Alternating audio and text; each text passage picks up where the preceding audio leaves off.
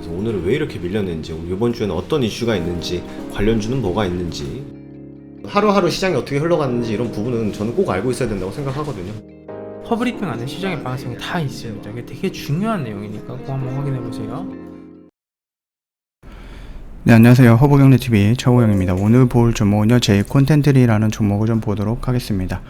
그 전에 그 3분 허브 리핑이라는 영상을 따로 받아보시면은 뭐 시황이라든지 재료 관련해서 언급을 해놨기 때문에 아무래도 회원님께서 좀 보시는데 시장을 좀 대응하시거나 아니면 시장을 좀 준비하시는데 도움이 될 거다라고 좀 말씀을 드릴게요. 무료로 제공해 드리고 있는 영상이다 보니까 부담 갖지 마시고 언제든지 요청을 해 주시면은 저희가 무료로 보내드리고 있습니다. 그 점 참고해 주시면 될 것 같고요. 자, J콘텐트리 관련해서 좀 이슈가 나오긴 했는데 뭐 지옥에 대해서 이미 기대감이 주가에 반영이 됐다라는 부분이거든요. 근데 요거는 제가 일전에 뭐 지리산이라든지 뭐 지옥이라든지 아니면 뭐 마이네임이라든지 뭐 킹덤 이런 것들로 설명을 드렸었죠. 시장에서는 당분간 기대만큼 주가 상승을 기대하기는 어렵다라고 내다봤거든요. 제 콘텐츠의 뭐 방송과 극장 부분 모두 기대를 못 미치는 올해 3분기 실적을 나타냈다라고 합니다. 3분기 300억 정도에 달하는 영업 손실을 내면서 전분기에 이어서 큰 폭의 적자를 이어갔다라고 하는데, 아무래도 그 극장이 위드 코로나로 진행이 되면서 글쎄요, 위드 코로나로 진행이 되면서 뭐 극장가에서 뭐 팝콘도 먹을 수 있고 음료도 먹을 수 있고 그 다음에 심야 영화도 재상영이 된다라고 하니까는 조금이라도 좀 많이 늘어나지 않을까 매출이, 그렇게 생각을 했는데 생각 이상으로 극장을 찾는 사람들이 많이 늘어나거나 그러진 않았거든요. 결국은 뭐 J콘텐트리 같이 뭐 드라마를 제작하는 회사라든지 영화를 제작하는 회사들은 결국은 흥행을 먹고 가야 된다라는 부분입니다. 뭐 지난해 4분기부터는 뭐 온라인 OTT라고 하죠. 동시 반영되는 드라마 작품에 한해서 무형자산 상각 기간을 기존 18개월에서 6개월로 단축을 했는데 3분기 도쿄올림픽 방영으로 한때 편성이 줄면서 비용 부담이 좀 커졌다라고 합니다. 올해 인수한 미국 제작사 윕에서만 초기 투자 비용으로 약 60억 정도가 발생하면서 손실 규모도 커졌다라고 하죠. 무형자산 상각에 따른 매출 대비 부담이 커지는 구간이 올해 4분기까지 이어질 것으로 예상이 되기 때문에 4분기도 그렇게 쉽게 뭐 실적이 좋아진다라고 섣불리 말하기는 조금 어렵다라고 합니다. 또 그 기업 공개를 통해서 조달한 4천억 정도를 거느리게 된 제작사 윗과 그 크라이맥스 스튜디오 등 대한 자산 상각이 시작된다는 점도 부정적으로 좀 반영이 되고 있죠.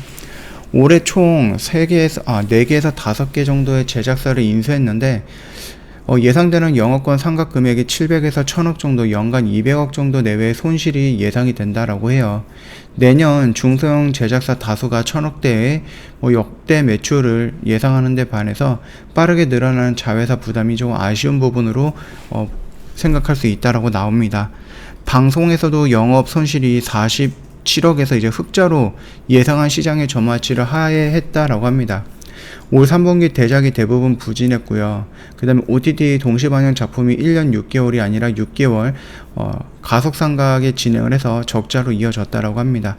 그러나 드라마 제작사로서 세계적인 인지도가 높아지는 만큼 향후 뭐 성적을 기대해 볼 만하다라고 좀 예상을 하고 있는 거죠. 올해부터 디즈니 플러스를 비롯해서 애플 TV라든지 한국 출시를 했고요. 그 다음에 HBO Max도 뭐 한국 진출을 준비하고 있는 만큼 전망이 밝다라는 해석인데요. J콘텐트 같은 경우는 디즈니 플러스에 적극 옛날 작품 판매하는 등 발빠르게 대응을 하고 있다, 이렇게 좀 보시면 됩니다.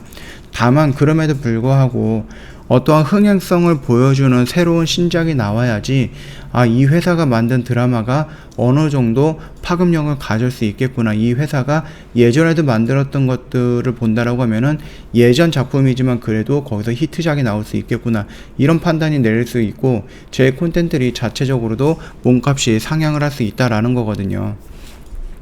그렇기 때문에 지옥이라는 드라마가 일단은 제 콘텐츠에서 좀 긍정적인 효과를 보여줬기 때문에 아무래도 전 세계적으로 또는 OTT를 운영하고 있는 여러 가지 플랫폼을 회사에서는 제 콘텐츠의 몸값이 조금 높아졌다라고 생각을 하셔도 될 것 같습니다.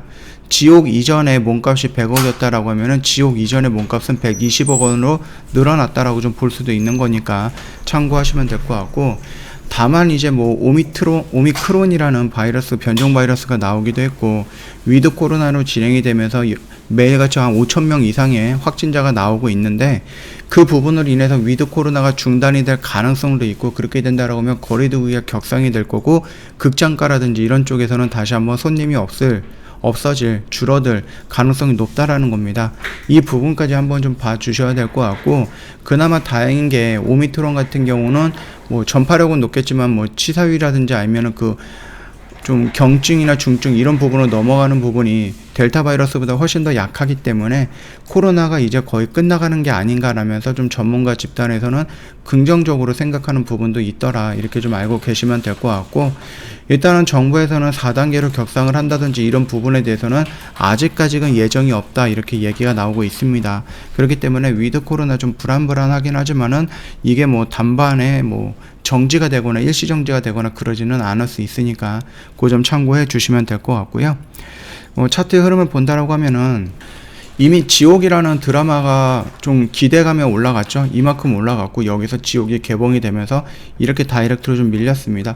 우리는 이 밑에 있는 박스권에서 한번 순차적으로 잡아 들어간다라고 했을 때 이게 뭐 지옥이 될지 아니면 어떤 게 될지 모르겠지만 또 다른 드라마가 나올 거고 그 드라마가 결국은 히트치는 모습이 연출이 될 거고 그 다음에 제 콘텐츠의 가격, 몸값이 이미 올라갔기 때문에 뭐 드라마든 영화든 뭔가를 팔았을 때 얻을 수 있는 이익 역시 뭐 작년에 비해서도 많이 성장하지 않을까라고 좀 볼 수 있겠죠. 이미 단기간에 좀 많이 밀려 있고 요 라인은 예전에 좀 형성되었던 뭐 저항과 지지 이런 것들을 이용해서 좀 본다라고 하면은 여기는 뭐 그렇게 겁먹을 자리는 아니다라고 생각을 합니다. 여기 라인에서 올라간다라고 하면 여기서부터는 어느 정도 요 라인부터는 어느 정도 매도의 관점으로 접근하는 것도 괜찮다라고 좀 말씀을 드릴 거니까 요 점 참고해 주시면 될 것 같고요. 자, 그러면은 여기 정도만 보면 되겠죠. 그리고 뭐 수급이라든지 이런 부분에서는 이제 연기금 투신 외국인 오늘 뭐 다 양 매도가 나오긴 했습니다. 그러나 최근까지 연기금이라든지 투신이라든지 외인 쪽에서 물량이 들어왔었던 부분이 있었기 때문에 요거까지 좀 지켜보시면 될 것 같아요. 연속성을 가지고 투신과 연기금에서 물량이 계속 나갈 것이냐 아니면 오늘 그냥 잠깐 매도 물량이 나오고 내일 다시 들어올 것이냐 이 부분까지만 수급 체크해 주시면 될 것 같고요. 11월 매매 결산 내역 보고서 마무리하도록 하겠습니다.